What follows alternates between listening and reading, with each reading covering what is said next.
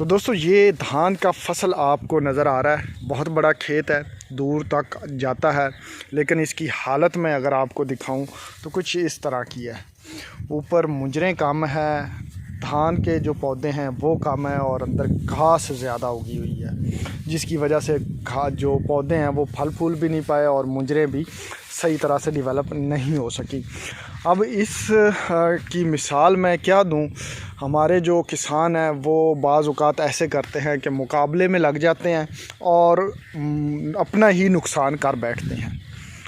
वो कैसे कि अब इसी फील्ड की मिसाल लें, इनके पास पैसे थे, इन्होंने जो ये ज़मीन जो थी वो तकरीबन 60,000 रुपये पे ठेके पे थी। जो इनसे पहले था, इन्होंने 1,05,000 रुपये जो है इस ज़मीन को ठेके पे लिया। और अब धान की जब इन्होंने फसल उगाई है तो उसके लिए पैसे नहीं बचे, सारे पैसे जो हैं वो ठेके पे चले गए और धान की फसल और जो फसल उगानी थी उसके ऊपर पैसे नहीं मिल पाए और जो है ख़र्चा भी नहीं कर पाए।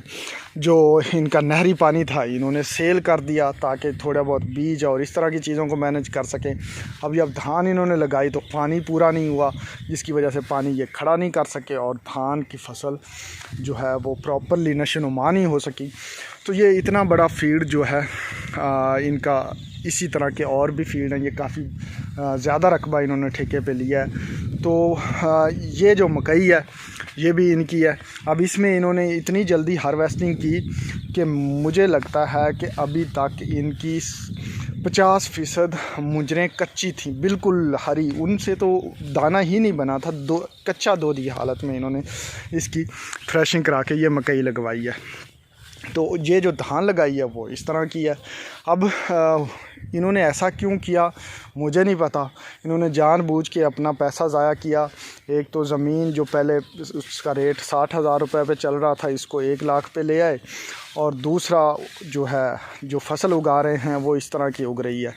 अब इससे फ़ायदे की बजाय नुकसान ही इन्हें होना है, क्योंकि फसल अच्छी नहीं होगी और तो फसल अच्छी नहीं होगी तो फिर जो पैसा जो इन्होंने कहीं से इन्हें मिला या कहीं से इन्होंने अरेंज किया वो भी सारा ज़ाया हो जाएगा और ऊपर से कर्ज़ा भी इनके ऊपर आ जाएगा। तो दोस्तों, अगर आपके पास गुंजाइश है 20 एकड़ की खेती बाड़ी करने की तो 10 एकड़ ठेके पे लें और 10 एकड़ जो है उसके लिए बीज, खाद और स्प्रे वगैरह के लिए रखें। ना कि ऐसा नहीं है कि आपके पास अगर पैसे आ गए हैं तो सारी की सारी एक साइड पे लगा दें और दूसरी साइड पे जो है आप लोगों के पास कुछ रहे ही ना, उसकी भी प्लानिंग करके रखें। आमतौर पर हमारे किसान जो हैं वो सूद पे जो है वो फिर स्प्रे, खाद और बीज लेना शुरू कर देते हैं। वो भी एक तो गुनाह है और दूसरा अपना नुकसान भी करते हैं वो। अब इस सिचुएशन में नुकसान भी उठाना पड़ता है। तो दूसरी तरफ अगर आजकल कुछ पेस्टिसाइड या डीलर्स जो हैं वो कहते हैं कि हम सूद नहीं लगा रहे, तो उस सूरत में क्या होता है कि आपकी जो पेस्टिसाइड आपको मिलती है उसके ऊपर कीमत लिखी होती है 1500 और आपको वो 100-200 रुपए की होती है, ऊपर 1500 कीमत लिख देते हैं। आप पेस्टिसाइड वाला जो सेल करने वाला है वो आपको 1200 में दे देगा। यानी कि वो सूद डायरेक्ट नहीं है लेकिन इनडायरेक्ट आपसे वो 100 रुपये की चीज़ आपको 1200 रुपये में सेल कर देता है। तो कंपनियां इस तरह से पेस्टिसाइड डीलर को एक रिलीफ़ देती हैं कि वो इस तरह से भी खुदार को मैनेज कर सकता है कि जो चीज़ उसने कंपनी से 100 रुपये की ली, आपको उसने 200 रुपये में सेल करनी थी, लेकिन जब आप उधार लेते हैं तो वो आपको 1200 रुपये की सेल करता है, हालांकि उसके ऊपर कीमत 1500 रुपये लिखी हुई है।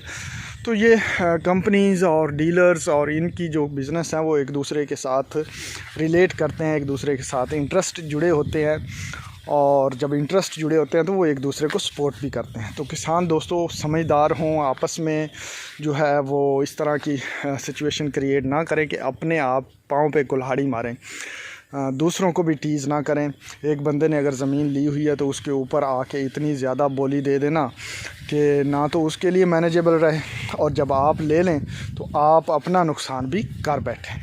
अब जिस बंदे से 60,000 पे ये ज़मीन थी उससे ले लिए 1 लाख रुपए में, अब मैनेज नहीं हो रहा ख़र्चा, स्प्रे करने के लिए कुछ नहीं है, पानी लगाने के लिए कुछ नहीं है, और इस तरह की जो है वो आप धान उग रही है जिसमें मुंजने ही कोई नहीं है। तो अल्लाह रहम करे जी, अल्लाह ताला इनकी फसल में बरकत अता फ़रमाए। हम तो ये दुआ ही कर सकते हैं, लेकिन यहाँ पे नसीहत भी करूँगा दूसरे किसानों के लिए कि खुदारा अपनी चीज़ों को मैनेज करके चलें, अपना बिज़नेस को बिज़नेस लेके चलें, ना कि एक दूसरे से या एक ही की दफ़ा जो है दुनिया को फ़तह करने के चक्कर में अपना नुकसान कर बैठे। दोस्तों, आपका कोई एक्सपीरियंस हो तो कमेंट्स में ज़रूर शेयर कीजिएगा। तो मिलते हैं अगली वीडियो में, तब तक अल्लाह हाफ़िज़।